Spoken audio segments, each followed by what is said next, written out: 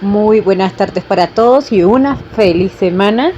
Estamos en la parte 2 de la especialidad de patriarcas de la Biblia y nos habíamos quedado con José. Así empieza la segunda parte de esta especialidad. Según el relato, fue uno de los 12 hijos de Jacob. Había nacido de Raquel, la esposa amada de Jacob, y era el hijo preferido de su padre. Sus hermanos, nacidos de Lea o de las concubinas de Jacob, lo envidiaban por eso, al punto de venderlo como esclavo. Fue llevado a Egipto, donde después de ser acusado injustamente de adulterio por su dueña, estuvo en prisión.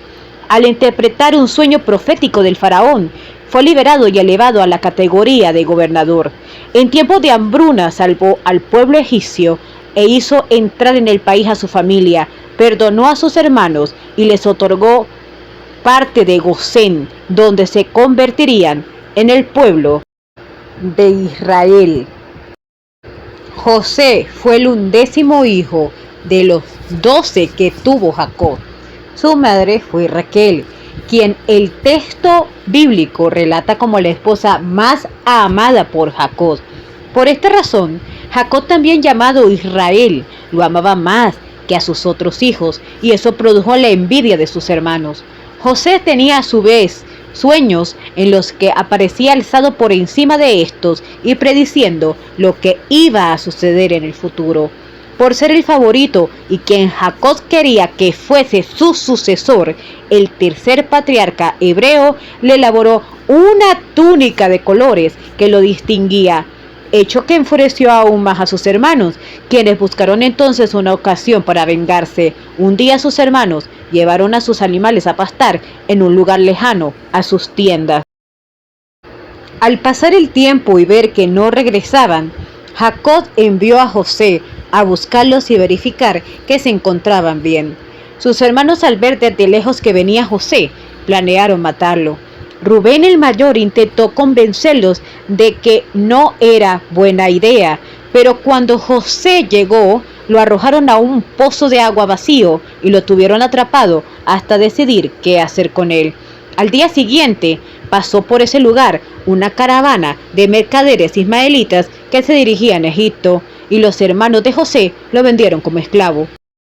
De regreso con su padre Jacob, mintieron al patriarca diciendo que solo habían encontrado la túnica de José, la cual la habían manchado con sangre de cordero, para hacerle creer a Jacob que había sido atacado por algún animal salvaje, supuestamente que lo había matado. Jacob lloró la muerte de su querido hijo, muy desconsolado. Así fue como José partió de Canaán para llegar luego a Egipto. Historia de los patriarcas y profetas, capítulo 20. José en Egipto. Este capítulo está basado en Génesis 39 y 41. Mientras tanto, José y sus amos iban en camino a Egipto, cuando la caravana marchaba hacia el sur, hacia las fronteras de Canaán. El joven pudo divisar a lo lejos las colinas, entre las cuales se hallaban las tiendas de su padre. Lloró amargamente al pensar en la soledad y el dolor de aquel padre amoroso. Nuevamente recordó la escena de Dotán. Vio a sus airados hermanos y sintió sus miradas furiosas dirigidas hacia él. Las punzantes e injuriosas palabras con que habían contestado a sus súplicas angustiosas resonaban aún en sus oídos. Con el corazón palpitante, pensaba en qué le reservaría el porvenir. ¡Qué cambio de condición! De hijo tiernamente querido, había pasado a ser esclavo menospreciado y desamparado, solo y sin amigos. ¿Cuál sería su suerte en la extraña tierra a donde iba? Durante algún tiempo, José se entregó al terror y al dolor sin poder dominarse.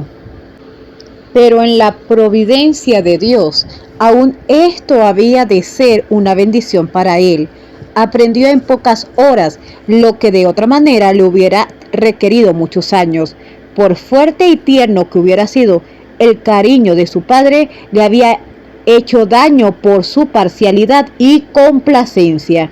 Aquella preferencia poco juiciosa había enfurecido a sus hermanos y los había inducido a llevar a cabo el cruel acto que lo alejaba ahora de su hogar. Sus efectos se manifestaban también en su propio carácter. En él se habían fomentado defectos que ahora debía corregir. Estaba comenzando a confiar en sí mismo y a ser exigente.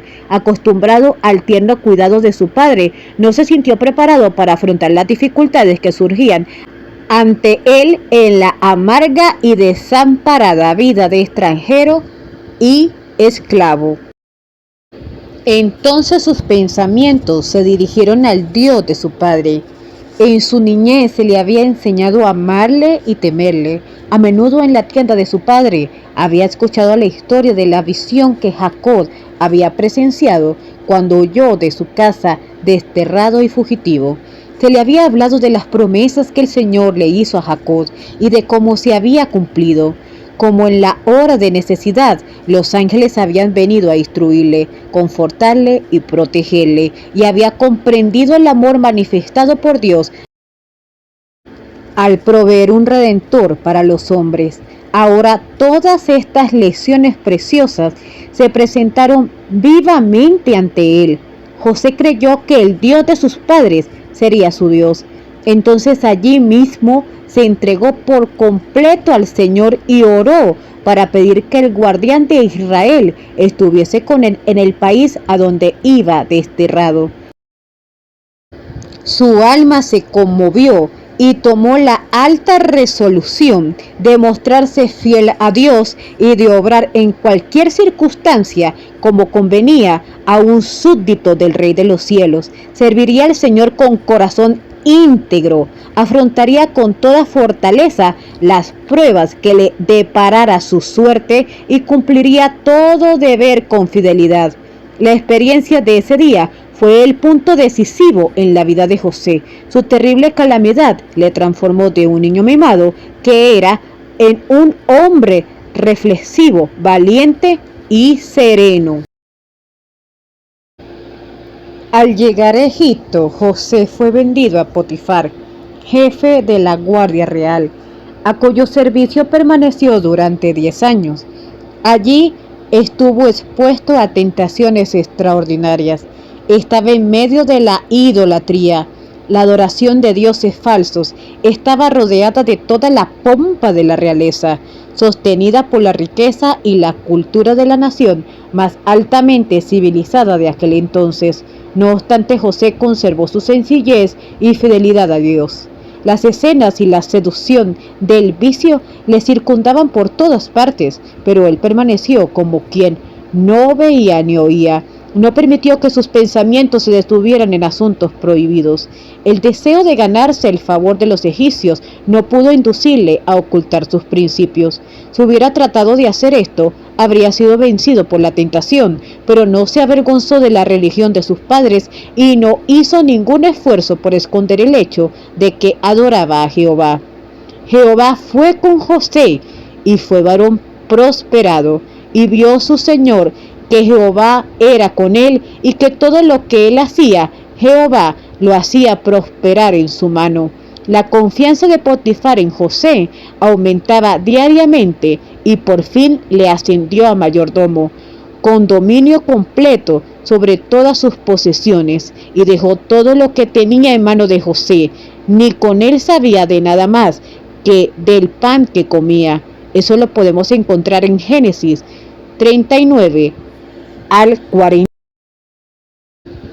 La notable prosperidad que acompañaba a todo lo que se encargara a José no era resultado de un milagro directo, sino que su industria, su interés y su energía fueron coronados con la bendición divina.